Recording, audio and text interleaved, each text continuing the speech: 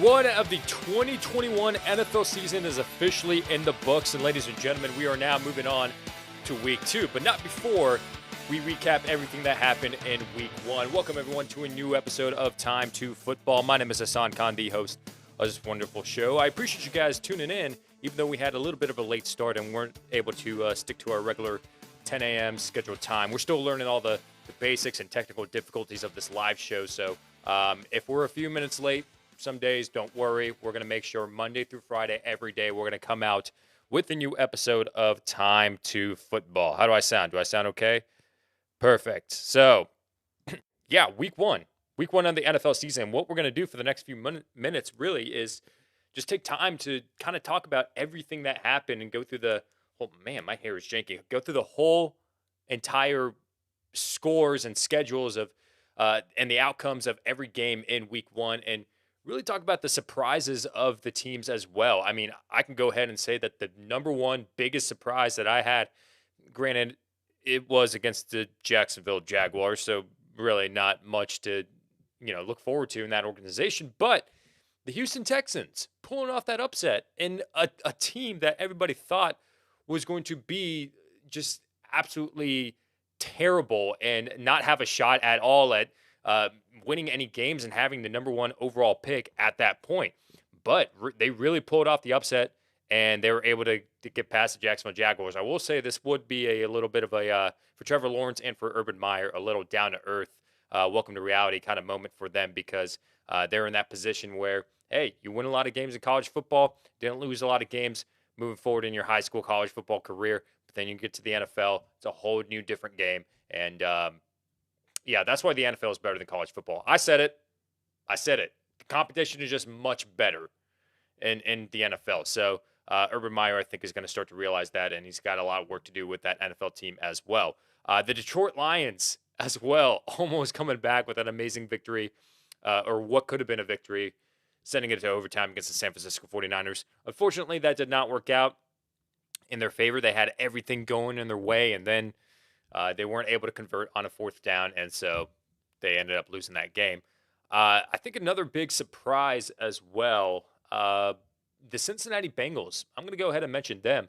The Minnesota Vikings were favored in our polls that we took with the Time Football audience. They were favored to win 76 or 78%, favored the Minnesota Vikings, while the Bengals, nobody really gave them a chance. But, hey, Evan McPherson, and one of the more accurate kickers in college football in recent memory, was able to make that game-winning kick in overtime for the Cincinnati Bengals.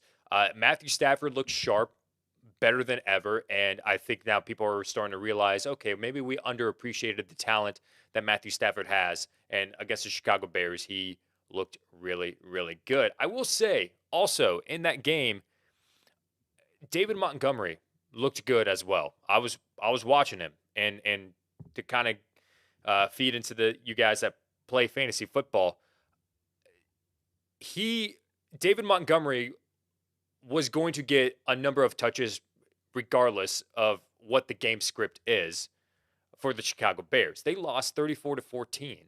Okay, they were in the game for the most part, but it was starting to get away towards the end or the 4th quarter. But they were still running it with David Montgomery. So this is what I was saying about Montgomery.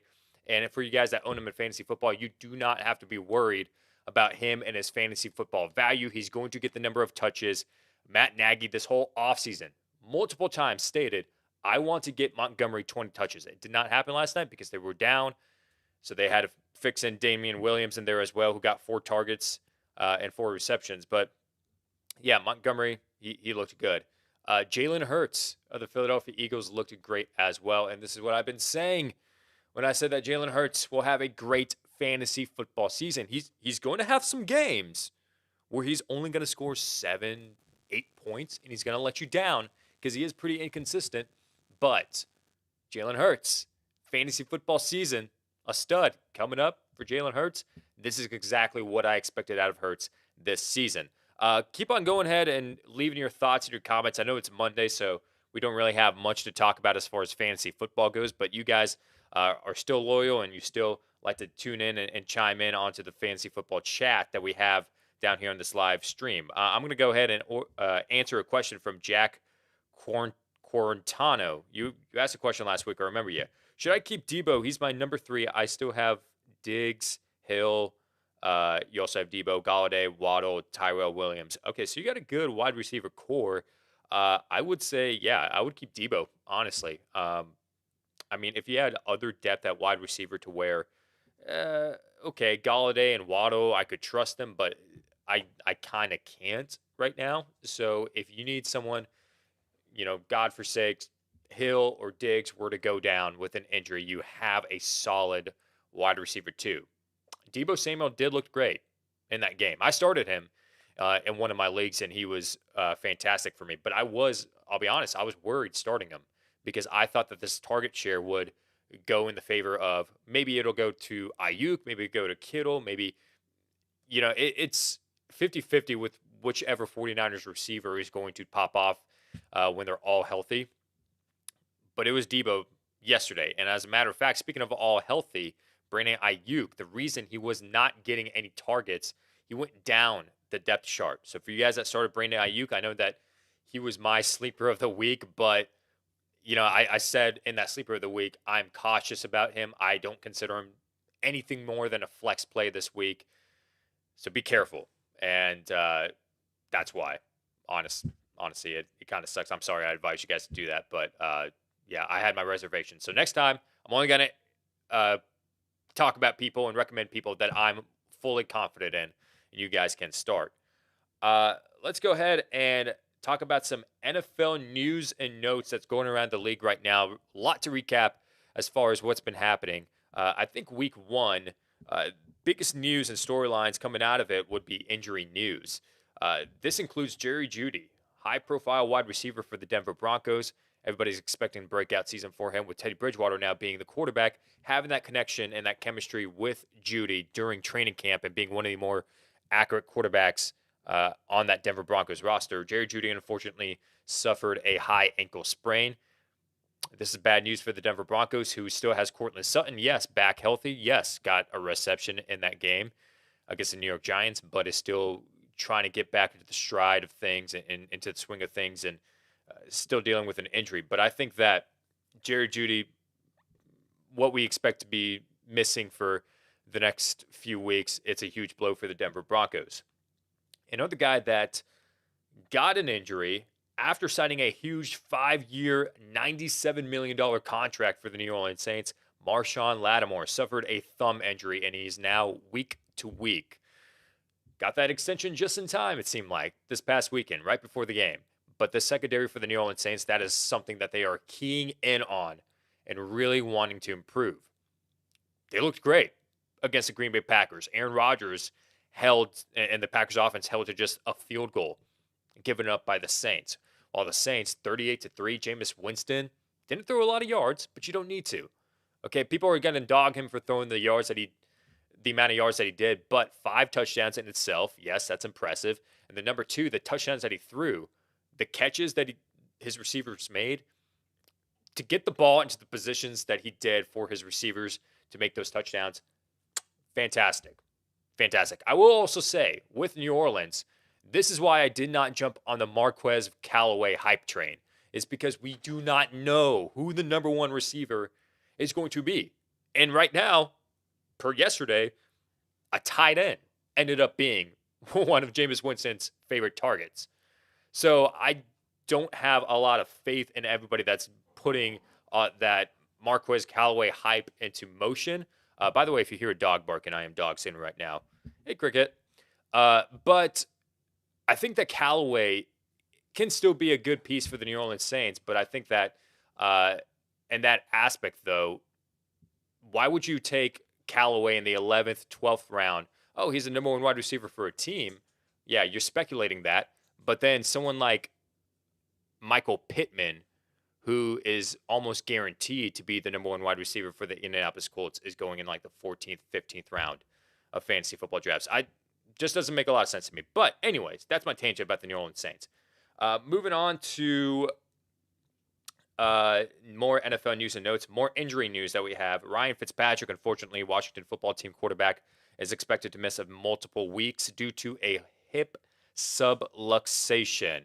If you guys are anatomy professors or anything, please explain to me what that is. But an issue with his hip.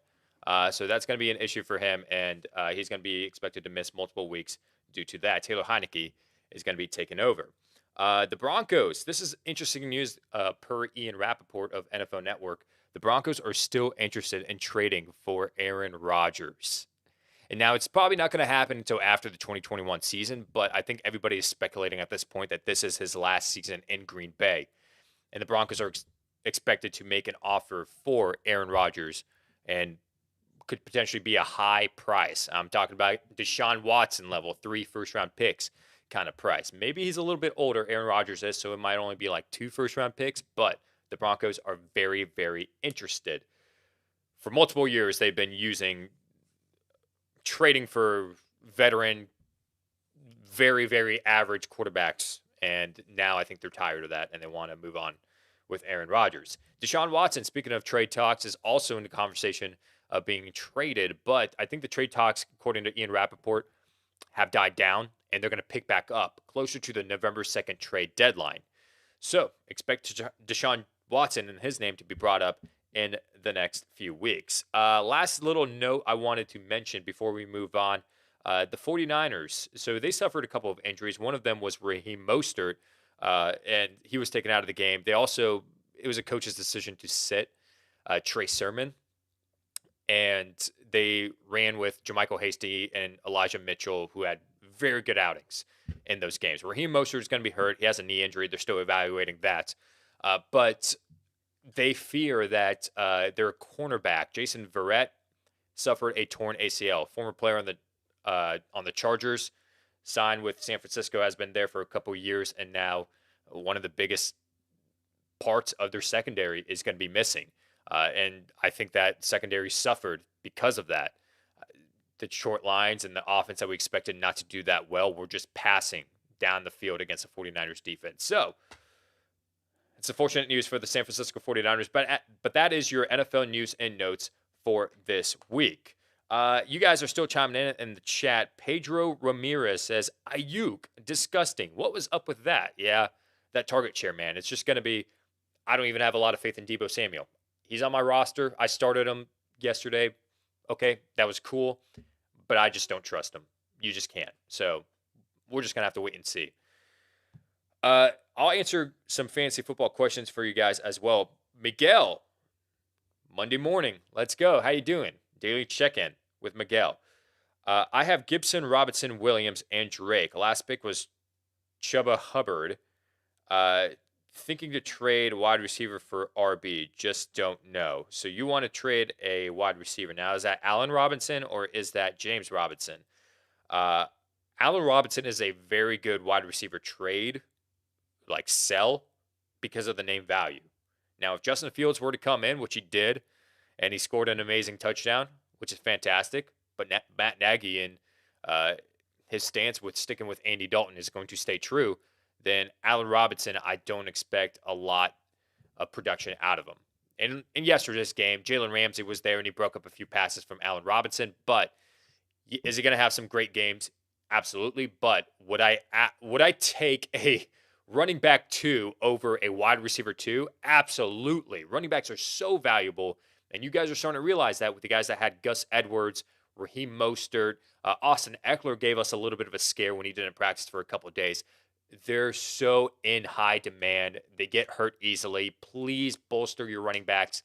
If you have a lot of wide receiver depth, get rid of it. Even if you have to do an unbalanced trade where it could be Allen Robinson, who was a 3rd round, 4th round pick for a lot of guys, for maybe Chase Edmonds, who is a 5th round pick. You might say, oh, 4th rounder for 5th rounder. I don't want to do that, but they're running backs. Running backs are so valuable. You have to take them. That's what I advise.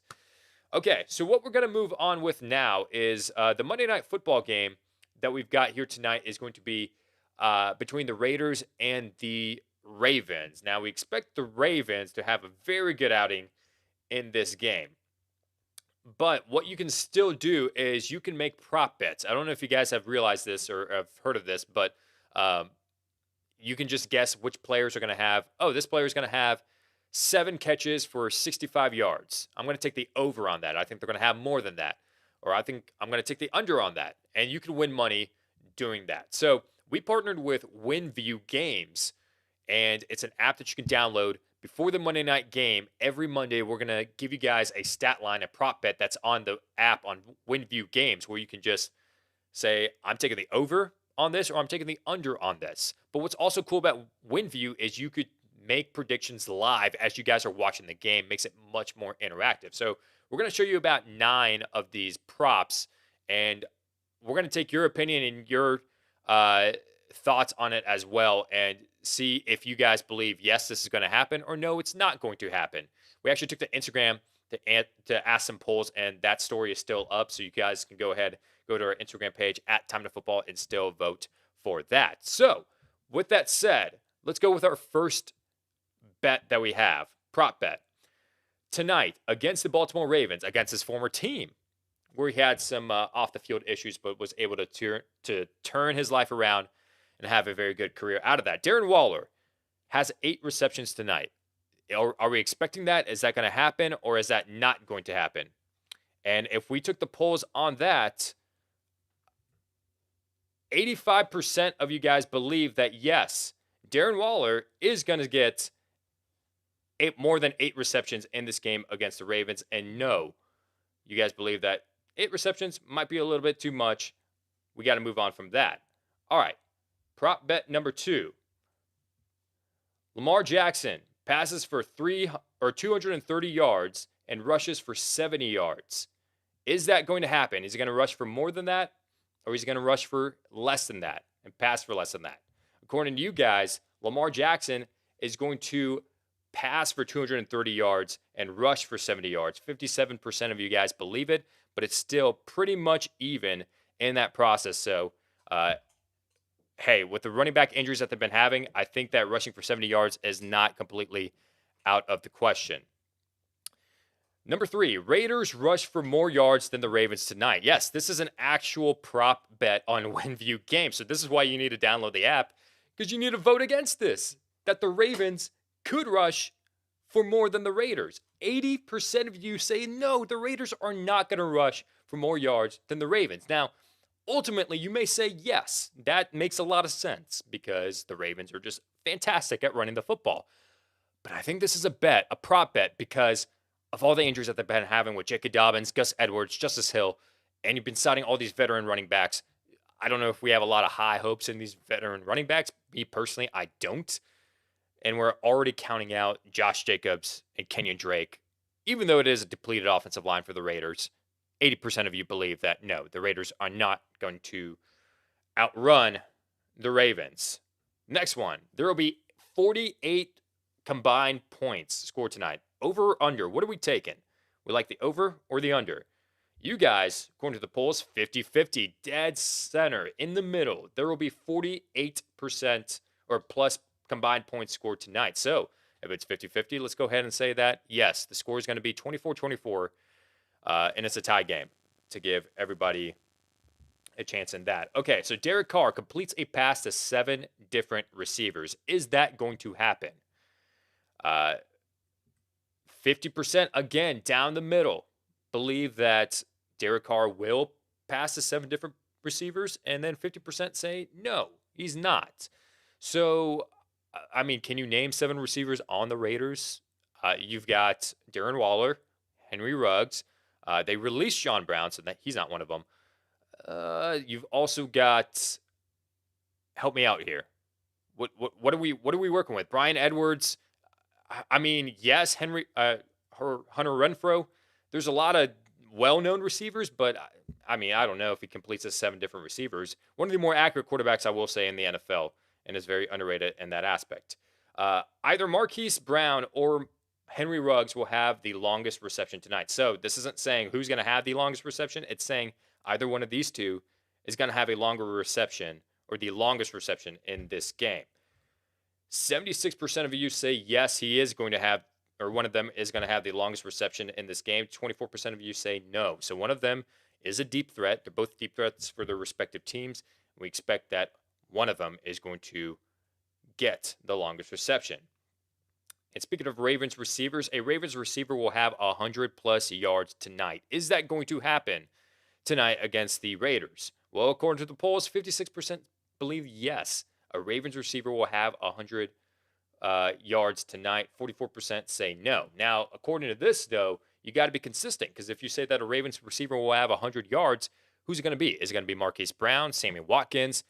But also on top of that, if they're going to pass it more often, then you'd expect them to run less. So are they really going to outrush the Raiders? But then again, the Raiders could be playing from behind. So Derek Carr could be passing it to 7 different receivers. A lot to consider and go into it. Next one. The Ravens will have more sacks than the Raiders tonight. Okay, this is an actual prop bet on WinView games. So while it's still a prop bet, before the game, go on there, download the app, bet some money, win some cash. Do you think that the Ravens will have more sacks than the Raiders tonight?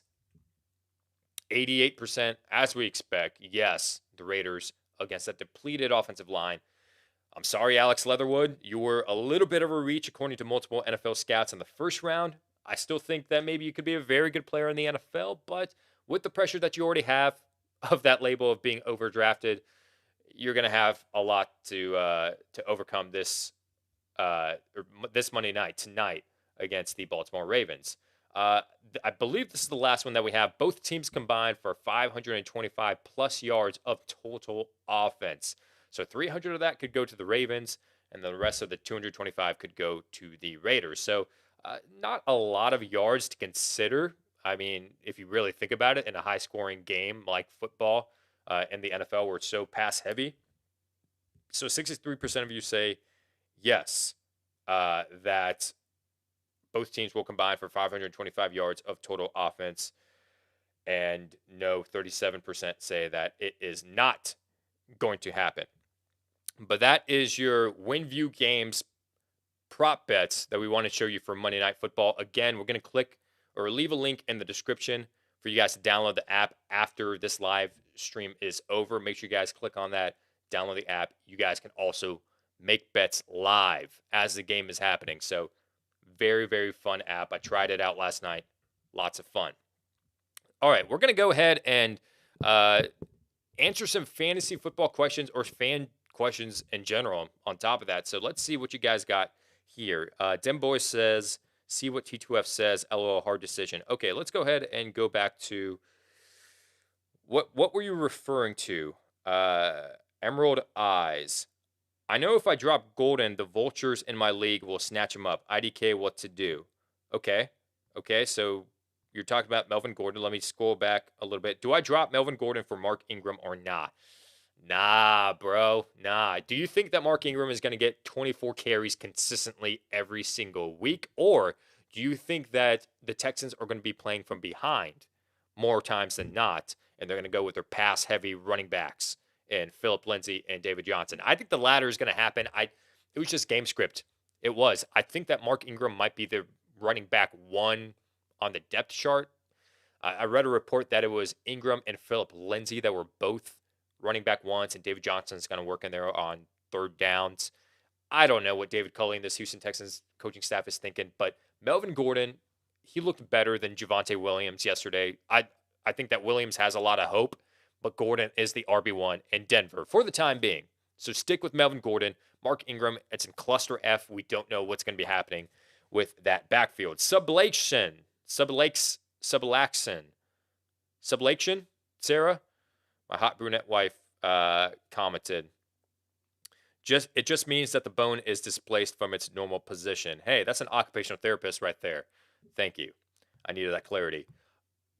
My Chargers had a great game. Let's go, baby. Yeah, Miguel. Hey, they did. You're absolutely right. It looked like for a second Justin Herbert was not looking good against the tough, stout Washington defense, but they're able to come back from behind. Brandon Staley getting his first win as a head coach. Congratulations to the LA Chargers. Is Justin Jefferson a must-start every week? This is by Brazil Bread. Yeah. Even though Adam Thielen outperformed him, yeah. Justin Jefferson is still a must-start. You know, he might have those games where with Kirk Cousins and the Minnesota offense, it might go back and forth between Adam Thielen and Justin Jefferson. But in the end, I think the most consistent wide receiver and the most talented and the number one receiver on top of that is Justin Jefferson between him and Adam Thielen. So He's a must start every week. He's going to be, for most of you guys, your wide receiver one. You don't want to bench him. All right, what else do we got? Uh, Big Dog Pound. Been asking your questions in the chats for the last week. Should I pick up Devontae Smith, Gabriel Davis, Ingram, and or Jamal Williams and drop Ryan Tannehill and Tyler Boyd? Are Tannehill and Boyd the only ones you can drop? Because if you can drop someone else for one of these guys, yeah, I would. I mean, it sounds like by the depth on the free agent or the waiver wire that you have, it sounds like maybe it could be like a 10-team league that you are playing in. But Devontae Smith seems like he could be a good depth piece for your wide receiver bench. So I would try my best to pick up Devontae Smith. I think people are going to jump the gun a little bit too much on Mark Ingram and even Gabriel Davis on top of that. They're worthy of an ad, but I wouldn't really consider them to be, okay, I'm going to flex them this week. So Devontae Smith and Jamal Williams. I mean, if Jamal Williams is still on the waivers, he should have been drafted. He should have been a 10th round, 11th round pick. We knew that he was going to be getting the starting gig over DeAndre Swift this week at least. And he showed up. Even though Swift had a very good game, it just came from one play, though. But still, Jamal Williams was going to get the majority of the touches, and he looked very good in that game against the San Francisco 49ers. Huncho, Widget, should I panic about having Aaron Jones? Is your thumbnail Reese from Malcolm in the Middle? I don't think you should panic about having Aaron Jones. Now, he did drop a little bit on my draft board, pre-draft rankings, just because I didn't expect him to have a true 3-down role necessarily like he's been having. Actually, as a matter of fact, like he's never had in his career, because A.J. Dillon is still there. Kylan Hill, as you saw when the game got out of hand, they went with Kylan Hill a little bit there as well. But I don't think you should panic, but I don't think he should be considered one of those top-tier RB1s like Nick Chubb or who else do we got? Kamara, Derrick Henry. I don't consider him to be in that tier per se. Maybe like in the tier of Antonio Gibson, Najee Harris. Yeah, but I wouldn't panic just yet. Don't do a panic trade, but just be aware that he's not going to be that top-tier, high-end RB1, more like a low-end RB1. And then speaking of more panic on James Robinson. Absolutely freaking not. Do not panic on James Robinson. Actually, as a matter of fact, if you have the inkling or the itch to get a running back, to trade for a running back, get James Robinson. His value is so low right now. So go to the guy that has James Robinson and be like, listen, Urban Meyer, his offense, they didn't favor James Robinson. What are you willing to give for James Robinson? Hey, look, I got Deebo Samuel. Just had an outstanding game. I will trade you Deebo Samuel because you need wide receiver depth for James Robinson.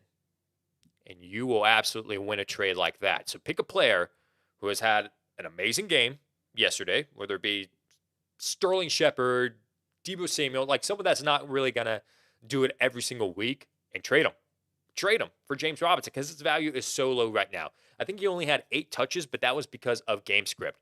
What you need to realize, though, is that he had 6 targets in the passing game. So even though they were behind, he was still very involved in the passing game. Carlos Hyde got 6 rushes, yes, but he got 3 catches and I believe 5 rushes. James Robinson did. He's still the RB1. We expect him to have a 3-down role. Do not sleep on James Robinson. Do not panic on him. Please keep him as a running back on your roster if you can. Panic on Julio. Hey, I guess this is a segment where we're just talking about panic. Let's panic about a lot of people. Yeah, the panic on Julio, according to TS, was, the panic was real before the draft even started. I was not high on Julio Jones. I think that he was in the same tier as, I can't think off the top of my head who was in the same tier as Julio Jones. I think, okay, yeah, Mike Evans and Julio Jones were like the same type of wide receiver player that I had going in the draft, where it's like, big name player, has had some great seasons in the past, and might produce and put up some good games in 2021, but they're not going to be your every play week wide receiver that you're going to play every single week. Wide receiver 2/flex, yeah, sure, but I think the panic is real on Julio Jones. And the Cardinals defense looked great. That secondary was amazing.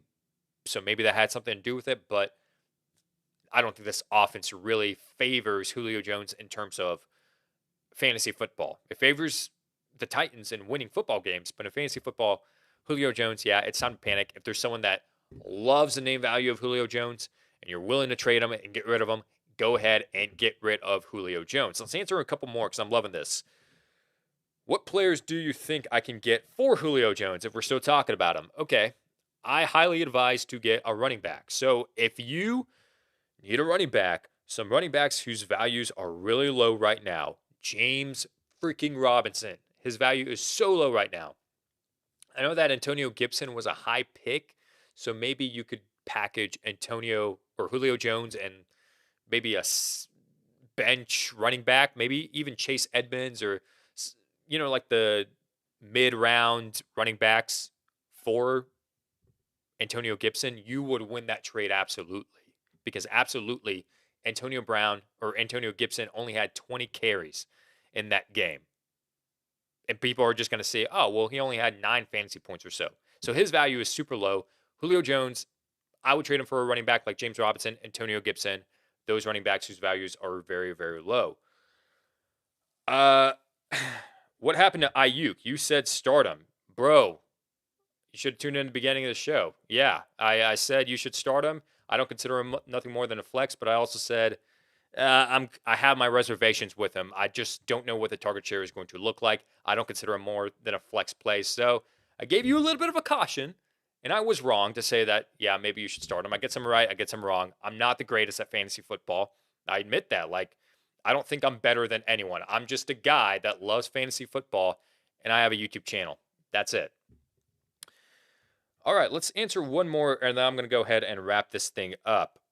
Daniel Cortez, what happened to my Falcons? Bro, what happened to my Falcons? All right, that's my favorite team. They against one of the easier teams you expected for them to at least be close in that game. I don't know. I don't know whether this was a very good game by the Philadelphia offense or if it was a very bad game by the Atlanta Falcons defense, offense, special teams, coaching staff, everyone involved. Yeah, it just did not look good for the Atlanta Falcons. And I regret saying that they were one of the bad teams that could turn it around and make a playoff push. Not looking optimistic for the Falcons this season. All right, I guess let's go ahead and wrap this thing up. We really appreciate you guys tuning in for this episode. Hey, make sure you guys get that opportunity to go ahead and subscribe to this channel if you aren't already subscribed. And go ahead and sign up for WinView games as well. Again, like I said, make those prop bets for Monday Night Football. You get to make those bets live as the game is going on. It's freaking awesome. You don't want to miss out on that opportunity. With all that said, thank you guys so much for watching this video. Starts and sits out tomorrow. Take care.